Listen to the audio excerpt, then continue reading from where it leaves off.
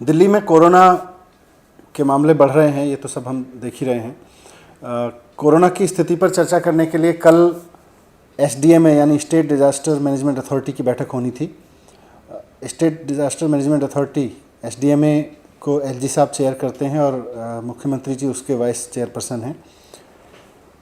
तो कल की जो बैठक बुलाई गई थी, इसमें सबसे महत्वपूर्ण चर्चा होनी है कोरोना की स्थिति पर ज़ाहिर तौर पर, और कोरोना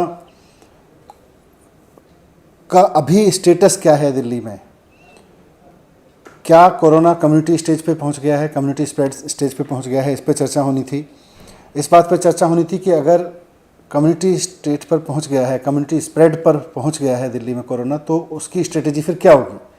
इसके लिए कल सभी डेटा के साथ और दिल्ली कुछ एक्सपर्ट्स बुलाए गए हैं, एक्सपर्ट्स के साथ चर्चा होनी है। जैसा मैंने पहले बताया था, मुख्यमंत्री जी की तबीयत ठीक नहीं है, उनको थोड़ा फीवर है और उनके गले में कफ है, जो हम इसको भी सीरियसली लेके चल रहे हैं। उनका कल कोरोना का टेस्ट होना है, इसीलिए मुख्यमंत्री जी ने अपने आप को आइसोलेट किया है।